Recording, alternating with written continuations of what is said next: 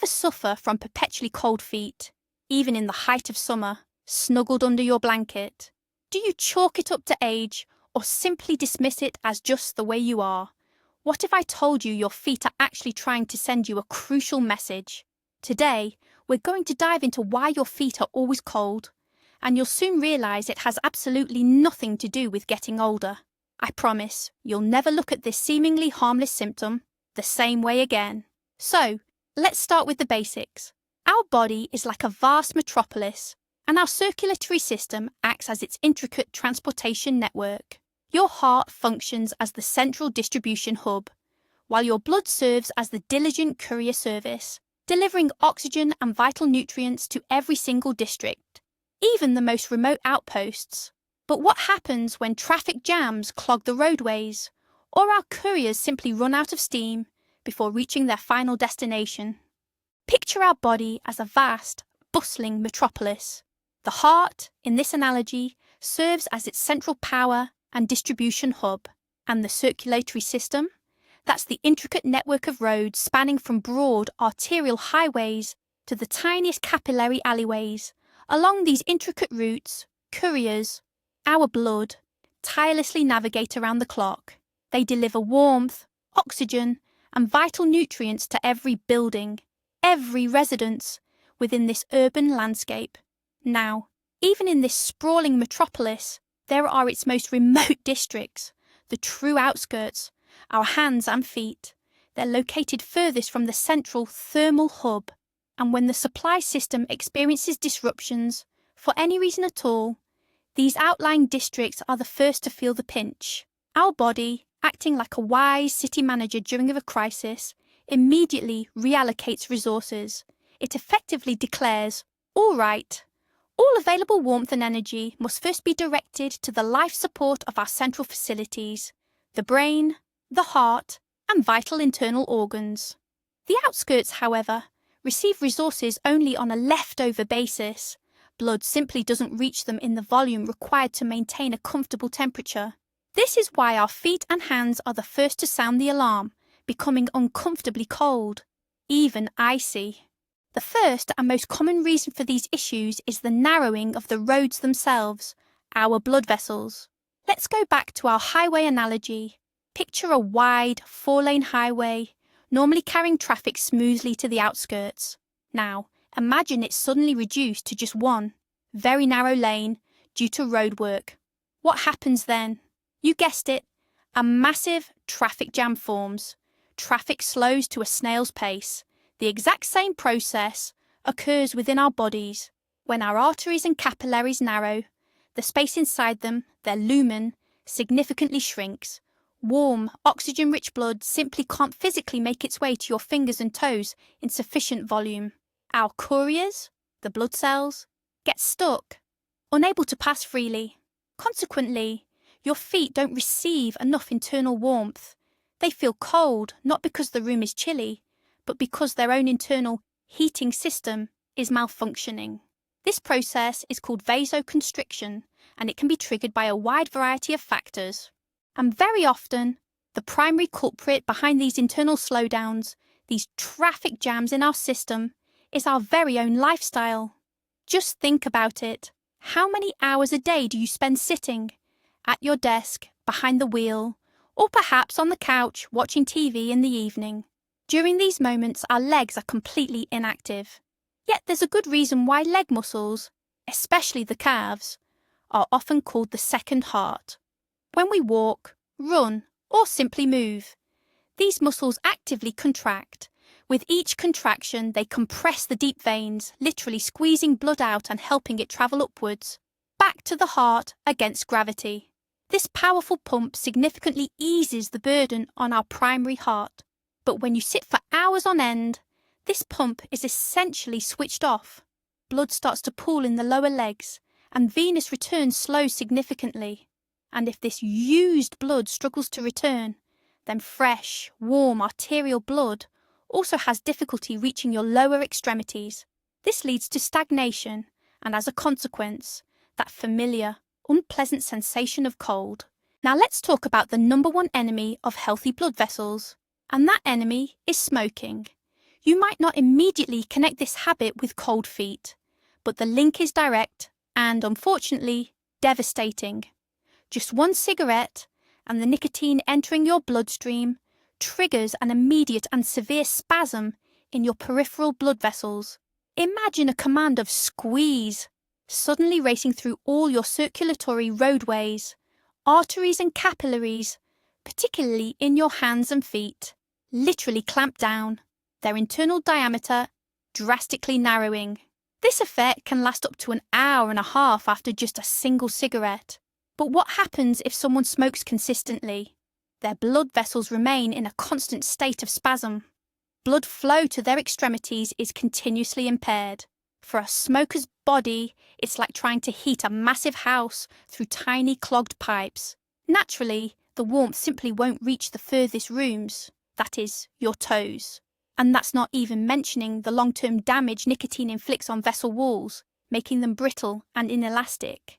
Unhealthy eating habits also play a significant role, especially if your diet is rich in fatty, fried, and processed foods.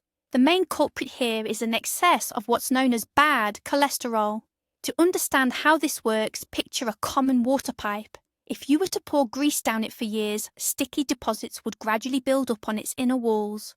Over time, this layer would grow thicker, and the passage for water would become increasingly constricted. Something very similar happens inside our blood vessels. Bad cholesterol, much like sticky debris, begins to accumulate on their smooth inner lining. Over time, these deposits, which doctors call atherosclerotic plaques, grow larger and can even harden. They effectively consume the vital space within the vessel, creating genuine physical barriers to blood flow. Blood is then forced to struggle through these narrow passages, and significantly less of it makes it down to your legs. And along with that reduced blood flow goes crucial warmth. But what if you don't smoke, you exercise regularly, and you maintain a healthy diet, yet your feet consistently remain ice cold? In that scenario, it might be time to look a little deeper, as this symptom could be a sign of more serious underlying medical conditions. One such condition is called Peripheral Artery Disease, or PAD for short. Essentially, it's the same issue with atherosclerotic plaque buildup we discussed, but now in a more advanced and dangerous stage.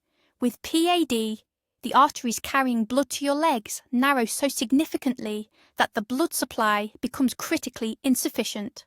Cold feet, in this context, are just one of the symptoms. Other symptoms can include calf pain when walking, which eases with rest, leg weakness, pale or bluish skin, and even slow-healing sores or ulcers. This isn't just discomfort anymore. It's a clear alarm signal from your body, indicating that its circulatory system is in critical condition and requires immediate attention from specialists. Another common and particularly insidious culprit is diabetes. If left unchecked, high blood sugar over time acts as a slow but incredibly destructive poison throughout the entire body, and it primarily targets two critical areas: your nerves and blood vessels. First, elevated sugar levels damage nerve endings, particularly the longest ones that extend all the way down to your feet. This condition is known as diabetic neuropathy. As a result, sensation becomes impaired. Your feet might not just feel cold, they could also go numb, or conversely, experience a burning sensation. It's like having a broken thermostat in your body's temperature regulation system. It starts sending out incorrect signals.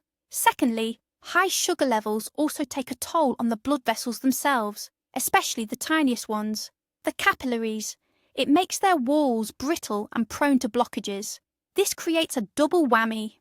Both the wires that carry temperature signals are damaged, and the pipes responsible for delivering warmth are clogged. Therefore, for individuals living with diabetes, cold feet are a particularly alarming symptom that warrants immediate and close attention. Raynauds disease or syndrome is an interesting, though not always dangerous condition. It's a condition where the small arteries, predominantly in the fingers and toes, overreact, sometimes quite dramatically, to external stimuli. Most often, cold is the trigger. For instance, when you grab something from the freezer, or simply step outside into chilly weather. However, Severe emotional stress can also trigger an episode. So, what exactly happens during an episode? The blood vessels suddenly and severely constrict, effectively cutting off blood flow. This leads to a very characteristic sequence. The fingers first turn stark white, as if all the blood has drained from them. Then, due to a lack of oxygen, they may turn bluish or even purple.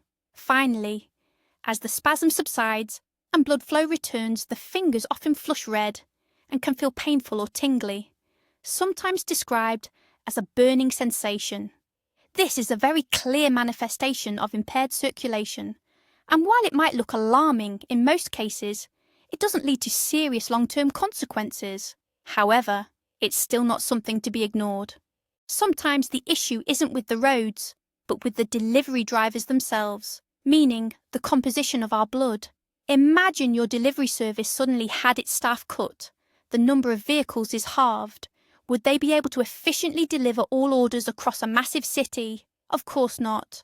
Deliveries would become infrequent, and remote areas might not receive any packages at all. A similar situation occurs in the body during anemia, particularly iron deficiency anemia. In this condition, the blood's hemoglobin levels, or the number of red blood cells, those crucial oxygen carriers, decrease.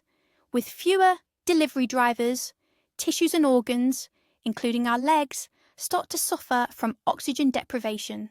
To compensate, the body tries to narrow peripheral blood vessels, diverting the limited blood flow to more vital organs. Additionally, anemia often leads to general weakness and quick fatigue. So, if your cold feet are accompanied by pale skin and persistent tiredness, it's a good idea to get your hemoglobin levels checked. Have you ever stopped to think that our body has its own central thermostat, one that regulates both our temperature and metabolic rate? This vital function is performed by a small, butterfly-shaped gland located in your neck, the thyroid gland. It produces hormones that essentially set the pace for your entire body. When this gland becomes sluggish and produces insufficient hormones, a condition called hypothyroidism, your entire system shifts into a slow, energy-saving mode. Metabolism slows, your heart rate can decrease, and you might experience drowsiness and apathy, and naturally your body starts to conserve heat. It reduces the temperature in your extremities to preserve precious resources for your core. This is why one of the most classic and early signs of hypothyroidism is a persistent feeling of coldness, specifically icy hands and feet, even when everyone else around you feels warm. Another potential culprit, often overlooked, is low blood pressure, or hypotension. Let's revisit our water supply analogy. For water to reach the top floors of a skyscraper, you need robust pressure in the pipes. If the pressure is weak, water will only weakly trickle from a tap on the 5th floor, and certainly won't make it to the penthouse on the 100th. In our bodies, blood pressure plays the role of that pressure. It's the force with which the heart pumps blood into our vessels. If this pressure is consistently low, the blood simply lacks the oomph and speed to effectively reach the most distant points. Like our toes, the heart is working, blood is flowing, but the circulation is so sluggish that it can't provide adequate blood supply and warmth to the extremities.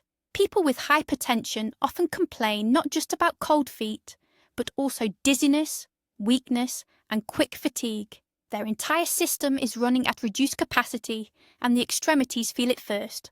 Now let's debunk perhaps the biggest and most common myth.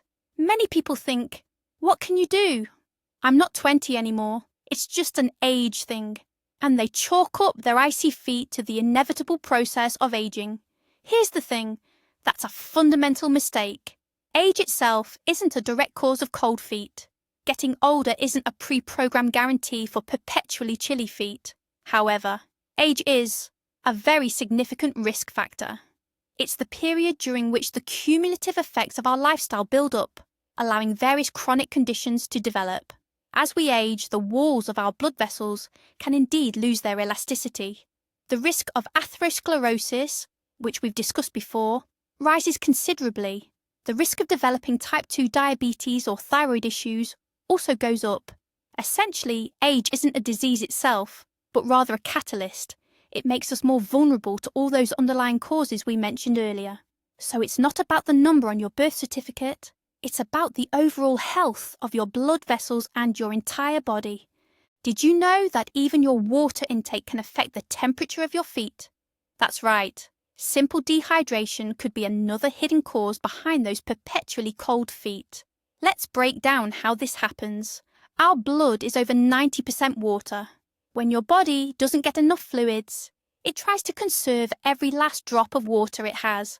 As a result, your blood becomes thicker and more viscous. Imagine a pump trying to move thick syrup through pipes instead of water.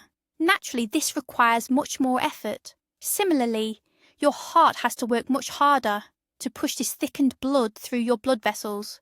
It's particularly challenging for it to get through the tiniest capillaries in your feet. Blood flow slows down and heat exchange is disrupted. So before you reach for that third pair of socks, ask yourself, have I had enough clean water today? Often the solution is much simpler than it seems. Chronic stress, a pervasive reality for many of us, also plays a particularly insidious role. When we're anxious, worried, or perceive danger, our bodies instantly trigger the ancient fight or flight response, a potent cocktail of stress hormones, primarily adrenaline and cortisol, floods our bloodstream. Their main purpose is to mobilize every resource for survival. What does that entail? It means rerouting as much blood as possible to our vital organs, to the brain for rapid thought, to the heart to pump faster, and to our large muscles so we're ready to run or fight. But where does the body get this extra blood? It draws it from the periphery. These hormones constrict blood vessels in the skin, hands, and feet. It's as if your body is declaring, forget warming your fingers right now. It's time to survive. If stress is an infrequent acute event, everything quickly returns to normal. However, with chronic stress, these peripheral blood vessels can remain in a perpetually constricted state, leading directly to that persistent feeling of coldness. Here's an interesting statistical tidbit. Women tend to complain about cold feet far more often than men, and there are several physiological explanations for this. Firstly, it's all about hormones. The female hormone estrogen affects peripheral blood vessels, making them more sensitive to temperature changes. Consequently, even a slight drop in temperature can cause a more severe constriction of blood vessels in the extremities for women. Secondly, on average, women have a lower percentage of muscle mass and a higher percentage of body fat than men. Muscles, after all, are our body's primary furnace, generating a significant amount of heat, even at rest. Fat tissue, on the other hand, doesn't produce much heat. It primarily acts to conserve it. This means women naturally have fewer internal heaters. Additionally, the female body is evolutionarily wired to protect its reproductive organs. Therefore, at the slightest hint of cold, it prioritizes directing warm blood to the pelvic area, thereby shortchanging the hands and feet. Sometimes the reason your feet feel cold is incredibly simple and obvious. So simple, in fact, that we often overlook it. It all comes down to mechanical compression of your blood vessels. Take, for instance, your favourite pair of shoes that might be a little too tight or narrow. They might look stylish, but all day long they could be constricting the blood vessels in your feet, disrupting normal circulation. It's like stepping on a garden hose. The water flow instantly weakens. The same principle applies to another common habit, sitting with your legs crossed. When you sit like this, you're compressing major blood vessels behind your knee, creating a significant barrier to proper blood flow. Blood struggles to reach your lower leg and foot, and then has just as much trouble flowing back. Sit like this for hours and your feet won't just get cold. They might even go numb. These are purely physical barriers we inadvertently create for our own circulatory system. Often simply switching to more comfortable footwear and being mindful of your posture is all it takes to feel significant relief. But here's another less obvious culprit, one many wouldn't immediately link to chilly feet. The issue might actually stem from your back. Yes, we're talking about your spine. Our nervous system acts as the body's primary command center, dictating everything, including how our blood vessels constrict and dilate. Signals instructing them to widen or narrow originate in the spinal cord and travel along intricate nerve pathways. If you happen to have problems with your lower back, things like osteochondrosis, a herniated disc, or even just a pinched nerve root, these crucial regulatory signals can become distorted or fail to reach their target altogether. The specific nerve responsible for delivering messages to your leg's blood vessels gets compressed, and its normal operation is disrupted. As a result, those blood vessels might remain in a constant state of spasm, unable to react appropriately to commands. This leaves your feet feeling persistently cold, and you might also experience goosebumps or a feeling of numbness. So, if your feet are always cold and you're also dealing with lower back aches, it's a significant reason to schedule a visit with a neurologist. It's crucial to understand the difference between simple discomfort and genuinely dangerous symptoms. If your feet simply feel cold, but their colour remains normal, sensation is preserved, and everything returns to normal after warming them up, that's one scenario. However, there are red flags you absolutely cannot ignore. If that feeling of cold is accompanied by persistent numbness, to the point where you struggle to feel touch normally, or if you experience persistent tingling, a pins and needles sensation, or burning, if the skin on your feet turns pale, bluish, or mottled, or if you notice slow healing sores or ulcers on your feet, or if one foot consistently feels colder than the other. All these symptoms point to a serious circulatory issue that requires immediate medical consultation, not self-treatment. Ignoring these symptoms could lead to severe consequences. And finally, here's a simple at-home test that can help you assess the state of your capillary blood flow. It's often called the capillary refill test or blanching test. You can try it right now. Sit comfortably and raise one foot. Now firmly press down on your big toenail for several seconds. You'll notice the nail bed turn white under the pressure.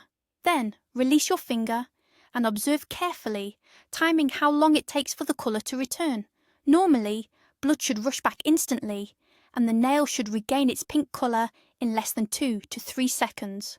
If the white spot persists longer than that, 3, 4, 5 seconds, or even more, it could be a sign that microcirculation in your smallest blood vessels is impaired. It means blood is returning to the capillaries too slowly. Of course, this isn't a definitive diagnosis, but it's a significant reason to pay closer attention to your health and perhaps discuss this result with your doctor. So it turns out cold feet aren't just an annoying quirk of your body. More often than not, they're a signal, like a check engine light on your body's dashboard. Ignoring this signal could mean missing the early signs of serious health conditions like atherosclerosis, diabetes, or heart problems. It's not merely about discomfort, it's about your overall health. The surprising truth is that your perpetually cold feet could be the earliest and most accessible diagnostic tool, telling you it's time to pay attention to your lifestyle and perhaps visit a doctor. Remember, your body is constantly communicating with you, and cold feet are one of its languages. Don't dismiss this signal. Reflect on your habits, pay attention to other symptoms, and take care of your internal transportation system. Thank you for watching this video until the end. If you found it helpful and thought-provoking, please give it a like and subscribe to the channel so you don't miss our future videos. Now, a question for you. How do you usually warm your feet? Share your tried and tested tips and tricks in the comments below, and let's help each other out.